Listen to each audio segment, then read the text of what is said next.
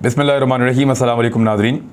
ISPR ने एक statement दिया है और बयान जो जारी किया है वो पाक फ़ौज के तर्जुमान इदारा है ISPR, उनकी जानिब से ये स्टेटमेंट जारी किया गया है। वो पहले भी कहते रहे हैं कि सियासी मामलात में हमें ना घसीटा जाए, लेकिन इस वक्त जो पाकिस्तान की ओवरऑल सूरत हाल बनी हुई है उसमें बहुत ज़्यादा फ़ौज को डिस्कस किया जा रहा है पाकिस्तान के जो अंदरूनी सियासी मामलात हैं उनमें, जबकि फ़ौज नहीं चाहती कि उनको इसमें डिस्कस किया जाए और वो बार बार कहते भी हैं कि आप हमें इसके बारे में डिस्कस ना करें। पहले ज़रा फ़ौज का बयान देखते हैं कि उन्होंने बयान क्या दिया और उसके बाद आपको बताते हैं कि वो कौन से बयानात हैं जिनकी बिना पर फ़ौज को ये बयान देना पड़ा।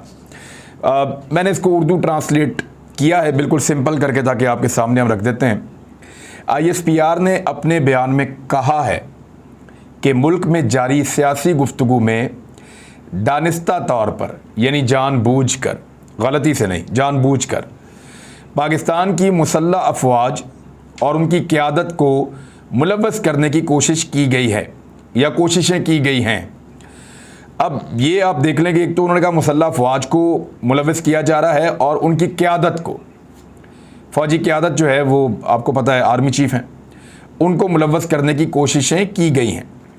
ये कोशिशें मुसल्लह अफवाज के साथ साथ उनकी आला क़यादत के हवाले से हैं, यानी जो आला क़यादत है अब उसके अंदर कोर कमांडर्स भी आ जाते हैं और जो आला क़यादत के लोग हैं बाकी उनके भी शामिल हैं। ये कोशिशें मुसल्लह अफवाज के साथ साथ उनकी आला, वैसे जो लोग फ़ौज के सियासी किरदार के ऊपर बात करते हैं वो नॉर्मली फ़ौजी क़यादत की बात कर रहे होते हैं। आम फ़ौजी तो सियासत में रोल प्ले कर ही नहीं सकते, ना वो करते हैं, तो ये क़यादत के ऊपर ही जब भी कभी तकिया हुआ तो उन्हीं के ऊपर हुआ, तो फ़ौज को तो लोग नॉर्मली नहीं कहते, बाद औक़ात लोग इनका नाम इस्तेमाल करते हैं जो अनफॉर्चुनेट है। ये कोशिशें बराह रास्त या बिलवास्ता अवामी फ़ोरम्स और सोशल मीडिया समेत मुख्तलिफ़ फ़ोरम्स पर की गई हैं, यानी सोशल मीडिया पर भी की गई हैं, अवामी इज्तिमाआत में भी की गई हैं और मुख्तलिफ़ जो दीगर फ़ोरम्स हैं वहाँ पर भी की गई हैं। सियासी रहनुमा, सहाफ़ी और तज्ज़ियाकारों की जानिब से गैर मुसद्दक़ा, हद तक आमेज़ और इश्तियाल अंगेज़ बयानात का ये अमल इंतहाई नुकसानदेह है। अब इसमें 3 कैटेगरीज उन्होंने बताई। एक तो सबसे पहले उन्होंने रखा सियासी रहनुमाओं को कि उनकी जानिब से, दूसरे नंबर पे उन्होंने रखा सहाफ़ियों को उनकी जानिब से, और तीसरे नंबर पे उन्होंने कहा तज्ज़ियाकारों को उनकी जानिब से गैर मुसद्दक़ा, हद तक आमेज़ और इश्तियाल अंगेज़ बयानात का ये अमल इंतहाई नुकसानदेह है। पाकिस्तान की मुसल्लह अफवाज सबसे तवक्को करती हैं कि वो कानून की पासदारी करें और मुसल्लह अफवाज को मुल्क के बेहतरीन मफाद में सियासी गुफ्तगू से दूर रखें। अच्छा, बयानात कौन से हैं, ज़रा क्विकली उनका एक जायज़ा ले लेते हैं। वो कौन से ऐसे बयानात हैं जिन पे फ़ौज को ये एतराज़ हुआ? माजी करीब के सारे ले लेते हैं, बल्कि वो लेते हैं जो जनरल बाजवा के साथ मनसूब हैं। जनरल बाजवा और जनरल फैज़ और इस वक्त की जो फ़ौजी क़यादत है उसके बारे में जो कुछ भी है, किस किस ने क्या क्या कहा, ज़रा मैं आपके सामने रखता हूँ। सबसे पहले हालिया बयान मरियम नवाज़ साहिबा का। उन्होंने फ़तह जंग में जलसा करते हुए कहा, मरियम नवाज़ ने, और कहा ये कि जनरल फैज़ के बारे में, एक तैनाती के बारे में, और वो जनरल फैज़ का जिक्र कर रही थी, पेशावर के कोर कमांडर हैं, कि वो गर्दनें दबोचता था इमरान खान के मुखालिफिन की। अब ये हद तक अमेज़ है और इंतहाई हद तक अमेज़ सलूक है मरियम नवाज़ का, क्योंकि उनकी हुकूमत है इस वक्त पाकिस्तान में, वफाक में भी है और पंजाब में भी है। तो हुकूमत की नुमाइंदगी करते हुए मरियम नवाज़ साहिबा ये फरमा रही हैं कि एक कोर कमांडर इस मुल्क में ऐसा है जो मुखालिफिन की, इमरान खान के मुखालिफिन की गर्दनें दबोचता है। ये फ़ौज के ऊपर एक इल्ज़ाम लगा जिसको फ़ौज ने, मुझे लगता है उनको पसंद नहीं आया होगा। सलीम साफ़ी का एक ट्वीट है, ये देखें, हाल ही में इन्होंने किया था। जब इमरान खान को निकाला जा रहा था तो इमरान खान ने कहा कि मैं आखिरी बॉल तक मुकाबला करूंगा, तो उसके मुकाबले में सलीम साफ़ी ने ये ट्वीट इंट्रोड्यूस किया था। तो जो मौजूदा DGISI हैं उनके हाथ में एक बॉल पकड़ा हुआ था, नदीम अंजुम साहब, और सलीम साफ़ी ने लिखा कि आखिरी बॉल, ये वो आखिरी बॉल है जिसको इमरान खान को फेस करना होगा। तो ये एक पॉलिटिकल हमला था एक सहाफ़ी की जानिब से फ़ौज के ऊपर। नवाज शरीफ के जो मौजूदा फ़ौजी क़यादत है उसके ऊपर बड़े संगीन इल्ज़ामात हैं, जनरल बाजवा पे, जनरल फैज़ पे, एक दो और जनरल्स हैं उनके ऊपर नाम लेकर मियां नवाज शरीफ साहब उनके ऊपर बड़ी संगीन तनकीद करते रहे हैं, बल्कि उन्होंने ये कहा कि आपने इस मुल्क में पॉलिटिकल इंजीनियरिंग की है और ना सिर्फ ये कहा बल्कि ये भी इल्ज़ाम लगाया कि मुदाखलत करके जजों को लिखा लिखाया फ़ैसला दिया गया जो उन्होंने 5 लोगों ने पढ़ के सुना दिया। तो इस तरह मियाँ साहब ने फ़ौज पे बड़े घिनौने इल्ज़ामात लगाए और साथ ही साथ ये इल्ज़ामात जो हैं वो उन्होंने जुडिशरी के ऊपर भी लगाए। शाहिद खकान अब्बासी ने हाल ही में कहा कि एस्टेब्लिशमेंट की मदद के बगैर तहरीक अदम एतमाद कभी भी कामयाब नहीं हो सकती, यानी अस्करी इदारों की आपको मदद चाहिए होती है। और ऐसे ही इल्ज़ाम PMLN के दीगर लोग भी लगाते रहे, तो ये भी पाकिस्तान की फ़ौज को सियासत में घसीटने की एक बदतरीन कोशिश थी। सेलेक्टर कहा गया पाकिस्तान की फ़ौज को कि उन्होंने इमरान खान को सेलेक्ट किया है और वो इलेक्शन के ज़रिए से हुकूमत में नहीं आए, और बार बार कहा गया जनरल बाजवा को और इनके साथियों को कि ये सेलेक्टर्स हैं। ये एक ज़्यादती थी पाक फ़ौज के साथ, शायद फ़ौज इसकी वजह से भी काफ़ी दिल गिरफ्तार है और खुलकर इस तरह के इल्ज़ामात लगाए गए हैं। अभी हाल ही में खालिद मक्सी जो इस वक्त हुकूमत का हिस्सा हैं और बलूचिस्तान अवामी पार्टी से उनका ताल्लुक़ है, बलूचिस्तान से वो एक MNA हैं और पार्लिमानी लीडर हैं इस वक्त बलूचिस्तान अवामी पार्टी के। 4 सीटें उनकी इस वक्त शहबाज शरीफ साहब के साथ खड़ी हैं। खालिद मक्सी ने हाल ही में एक एतराफ़ जुर्म किया और फ़ौज के ऊपर बड़ा संगीन इल्ज़ाम लगाते हुए कहा कि हमने कुछ अर्सा पहले जो हुकूमत गिराई है बलूचिस्तान में वो हमने पाक फ़ौज के कहने के ऊपर गिराई है। तो फ़ौज के ऊपर इससे ज़्यादा बदतरीन सियासत में मुदाखलत का इल्ज़ाम और कोई नहीं हो सकता।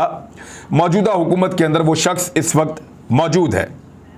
पूरी नून लीग ने जब आज़ाद कश्मीर का इलेक्शन हारा तो उन्होंने ये तासुर दिया कि जैसे मकबूजा कश्मीर में भारतीय फ़ौज ने कब्ज़ा किया हुआ है, ऐसे ही पाक फ़ौज के ऊपर उंगलियां उठाई गईं और संगीन तरीन इल्ज़ामात सोशल मीडिया के ज़रिए से इवन इनके कुछ रहनुमाओं ने भी लगाए थे जो बहुत ज़्यादा वायरल हुए थे। शायद फ़ौज को उसका भी तकलीफ़ और उसका रंज भी उनके दिल में फ़ौज के है। नजम सेठी ने हाल ही में एक कोर कमांडर पेशावर और साबिक DG ISI उनके ऊपर संगीन इल्ज़ामात लगाए जनरल फैज़ हमीद पे कि वो इमरान खान के लिए काम कर रहे हैं और वो कंट्रोल कर रहे हैं बहुत सारी चीज़ों को और वो गलत कर रहे हैं। इस किस्म के उनके ऊपर इल्ज़ामात लगाए कि इमरान खान भी ये चाहते हैं और वो उनके लिए खिदमात सर अंजाम दे रहे हैं, सहाफ़ियों को, मीडिया को, दीगर चीज़ों को वहाँ से कंट्रोल करते हैं, चीज़ों के ऊपर वहाँ से इन्फ्लुएंस करते हैं पेशावर से। जनरल फैज़ के बारे में ना सिर्फ उन्होंने ये इल्ज़ामात लगाए, कड़ी तनकीद की, बल्कि ये भी कहा कि जनरल बाजवा जो हैं वो खासे दबाव में हैं, उनके ऊपर दबाव डाला जा रहा है और साथ ही साथ फ़ौज के जो अंदरूनी खुफिया मामलात हैं उनके ऊपर ऐसी इतलात दी जिनकी कोई तस्दीक नहीं कर सकता। यहाँ फ़ौज ने लफ्ज़ इस्तेमाल किया था कि गैर मुसद्दका। तो नजम सेठी ने जो अल्फाज इस्तेमाल किए वो गैर मुसद्दका थे, यानी उन्होंने कहा कि जनरल फैज़ को हटा दिया जाएगा कोर कमांडर के ओहदे से और उनको लाकर बिठा दिया जाएगा GHQ के अंदर और कुछ जनरल्स रिटायर होने जा रहे हैं। देखिए, जनरल बाजवा को कोर कमांडर लगाने का एक मकसद जो बताया गया था फ़ौज की जानिब से, जब ब्रीफिंग्स हुई सहाफ़ियों को, तो वहाँ ये भी बताया गया था कि क्योंकि जनरल फैज़ को एक फेयर चांस मिलना चाहिए आर्मी चीफ बनने के लिए, लिहाजा उनका 1 साल तक कोर कमांडर बना रहना बहुत ज़रूरी है। अब यहाँ पे ख्वाहिश को खबर बनाया जा रहा है, क्या वाकई कोई ऐसा दबाव है या कोई ऐसी चीज़ है या नजम सेठी की एक ख्वाहिश है या वो ये कहना चाह रहे हैं कि उनको वापस लाया जाए GHQ में ताकि उनके आर्मी चीफ बनने के कोई इम्कानात हैं तो वो ख़त्म हो जाए। बहरहाल वो कह रहे हैं। अब ये फ़ौज का अंदरूनी मामला है, ये वो कभी नहीं बताते कि किसको क्या लगाने वाले हैं या क्या करने वाले हैं, लेकिन उसके ऊपर भी नुक्ता चीनी की जा रही है। ये सारी चीज़ें अफसोसनाक हैं। लिहाजा ये वो इल्ज़ामात हैं जिनके ऊपर पाक फ़ौज ने कहा कि आप बाज आ जाएँ। पाक फ़ौज पहले भी कहती रही, अब भी कहती रही है, ना पहले कोई फ़र्क पड़ा है तो ना अब कोई फ़र्क पड़ेगा, ना पहले कोई गिरफ्तार हुआ ना अब कोई गिरफ्तार होगा, ना पहले किसी के खिलाफ कार्रवाई हुई और ना अब किसी के खिलाफ कार्रवाई होगी। अगर पहले कार्रवाइयाँ हुई होती तो अब कार्रवाई करते तो हम जस्टिफाई कर देते, लेकिन आप समी इब्राहिम को पकड़ के उसको टाइट कर देंगे, मुझे पकड़ लेंगे, किसी और को पकड़ लेंगे, अरशद शरीफ को पकड़ लेंगे, तो आप हमें टाइट कर देंगे तो फिर आपको जवाब देना पड़ेगा कि इससे पहले जितने लोगों ने इदारे के बारे में इससे ज़्यादा गलत ज़ुबान इस्तेमाल करते हुए गैर मुसद्दका इतलात, इश्तियाल अंगेज़ फ़ौज और अवाम के दरमियान दूरी पैदा करने के लिए जो कुछ माजी में लोग कहते और करते रहे हैं, उस पर जब एक्शन नहीं हुआ तो आज उससे बहुत कम इंटेंसिटी की अगर कोई बंदा बात करता है तो उसके ऊपर एक्शन क्यों हो जाता है? ये सवाल तो फिर उठाएंगे, सारे उठाएंगे, इसके ऊपर बात भी करेंगे।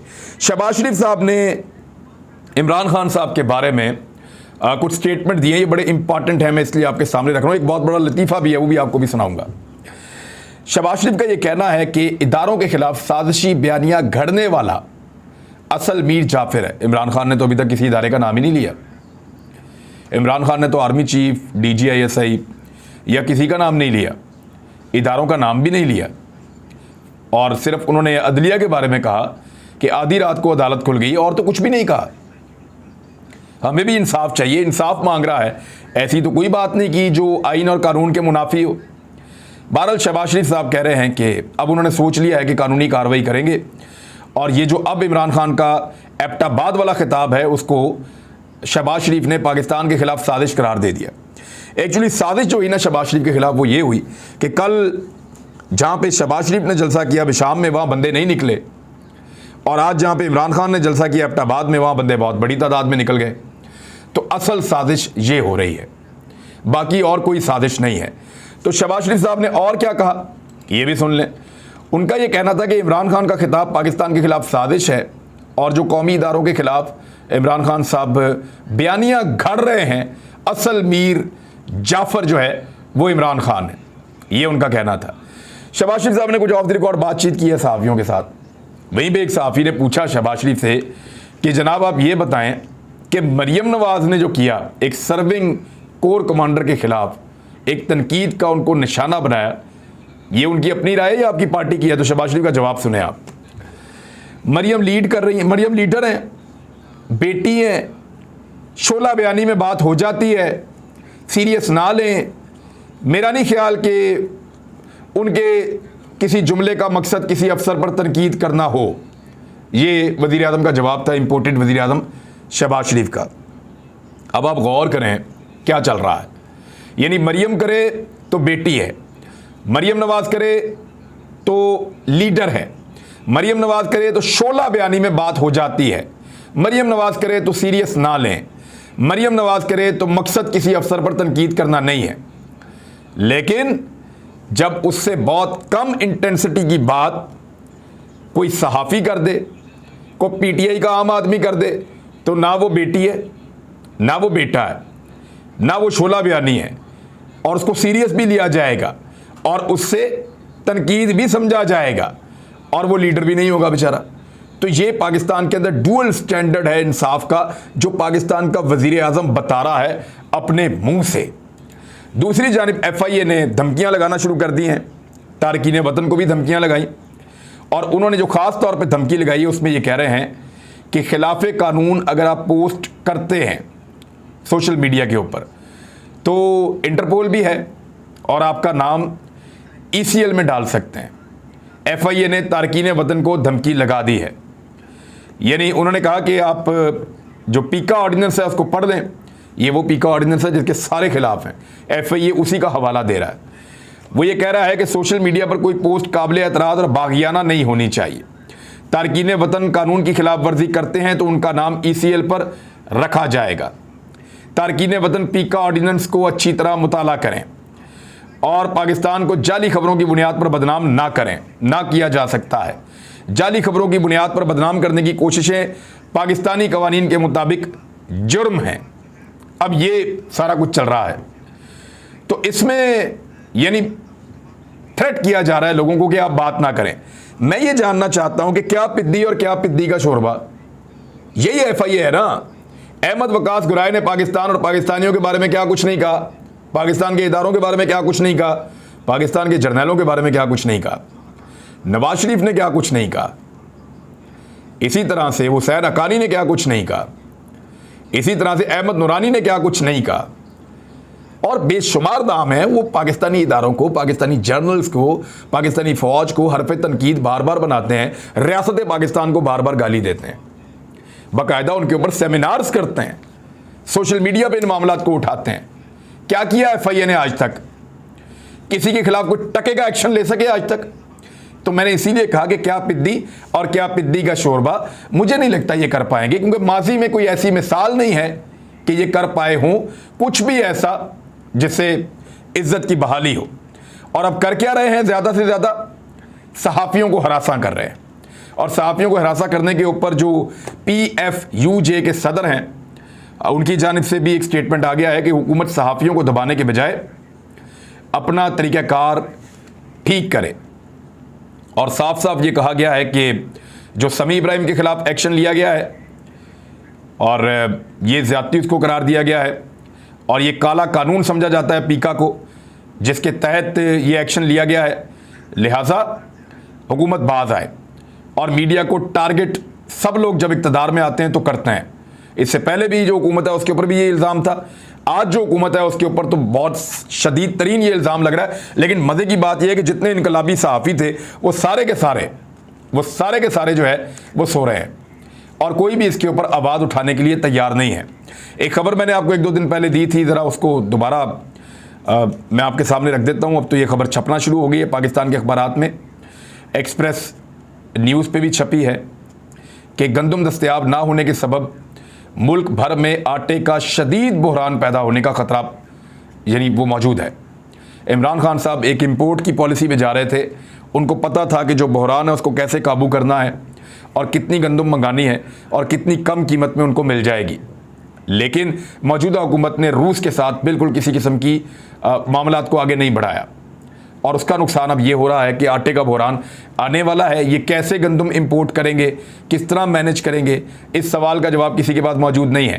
राजा रियाज का एक ट्वीट मार्केट में है और उस ट्वीट को पढ़ के तो मुझे बहुत हंसी है। ये मैं आपके सामने रख देता हूँ। ये वो लतीफ़ा है जो आखिर में मैं आपको सुना रहा हूँ।